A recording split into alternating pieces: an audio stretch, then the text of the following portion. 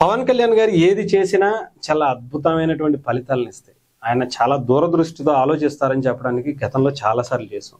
ఇది ఒకటి దాంట్లో చాలా అద్భుతంగా అనిపించింది. స్వచ్ఛ రథం పంచాయతీ ఉండేటువంటి అనేక కార్యక్రమాల్లో పంచాయతీ చేసేటువంటి వాటిలో చెత్తను సేకరించడం, దానికి సంబంధించినటువంటి కార్యక్రమాలు, తడి చెత్త, పొడి చెత్త ఇవన్నీ ఓకే, రీసైక్లింగ్ చేయొచ్చు, ఇంకోటి చేయొచ్చు అని కూడా చూశారు. కానీ ఇలాంటి అద్భుతమైనటువంటి ఆలోచన నిజంగా పవన్ కళ్యాణ్ గారికి మాత్రమే వస్తాయా అనిపిస్తుంది. సో ఇది ఒక్కసారి మీరు వినండి, ఆ తర్వాత నేను మీతో మాట్లాడతాను. ఇది మా లాల్పురం గ్రామం అండి, గుంటూరు రూరల్ మండలం లాల్పురం. ఈ గ్రామంలో ఈ రోజు స్వచ్ఛరథం అనే ఒక పంచాయతీ తరఫున స్వచ్ఛరథం వచ్చింది. దాంట్లో తడి చెత్త పొడి చెత్త కాన్సెప్ట్. తడి చెత్త పంచాయతీ వాళ్ళు డైలీ రెగ్యులర్ గా వచ్చి తీసుకెళ్తూ ఉంటారు. పొడి చెత్త మంత్లీ 4 times or 5 times వస్తారు.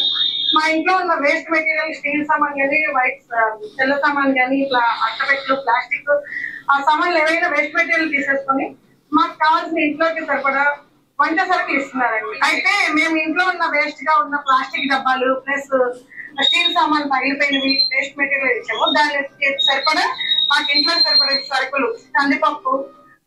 సో ఇదనమాట, పవన్ కళ్యాణ్ గారు ఏది చేసినా చాలా అద్భుతమైనటువంటి ఫలితాలను ఇస్తాయి. అంటే ఇలాంటి ఆలోచన ఇప్పటి వరకు దేశంలోనే ఎవరూ తీసుకురాలేదు అన్నారు.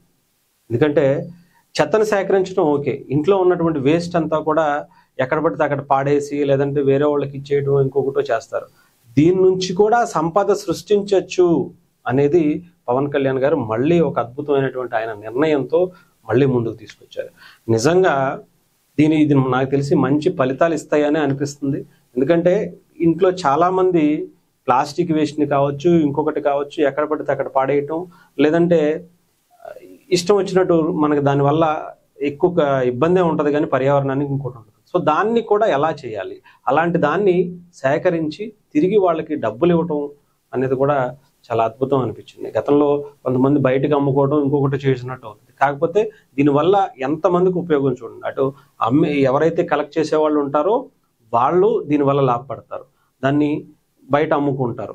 లేదా ఇంకొకటి ఇంట్లో వాళ్ళు కూడా దాన్ని ఇష్టం వచ్చినట్టు బయట పడేయకుండా ఇలా సేకరించి వాళ్ళకి ఇవ్వటం వల్ల వాళ్ళకి ఎంతో కొంత కిరాణా సరుకులు, ఇంట్లో వండుకునేటువంటి వస్తువులు దొరకటం అనేది కూడా చాలా మంచి ఆలోచనగానే చూడాలి. సో మరి డెఫినెట్గా అటు రాష్ట్రానికి, మా రాష్ట్ర ప్రభుత్వానికి మంచి డబ్బులు వస్తాయి, తిరిగి మళ్ళీ అది ప్రజలకు ఇవ్వడానికి మంచి అవకాశం ఉంటుంది. అలాగే ప్రజలు కూడా డైరెక్ట్గా దీనివల్ల ఆ సరుకులు కొనటం వల్ల వాళ్ళకి మంచి లాభం అనేదే ఉంటుంది. సో డెఫినెట్గా ఇది ఒకటి నాకు తెలిసి డెఫినెట్గా పవన్ కళ్యాణ్ గారు ఒక మంచి నిర్ణయం అయితే తీసుకున్నారు. ఇది కూడా రాష్ట్ర వ్యాప్తంగా అమలు చేస్తే బాగుంటుందని కూడా అనిపిస్తుంది. ఇది గుంటూరు జిల్లా నుంచి, గుంటూరులో ఒక పంచాయతీ నుంచి మొదలుపెట్టినటువంటి ఈ కార్యక్రమం నాకు తెలిసి రాష్ట్రమే కాదు దేశం కూడా నేర్చుకోవాల్సినటువంటి అంశాలు ఈసారి చాలానే ఉన్నాయనిపిస్తుంది.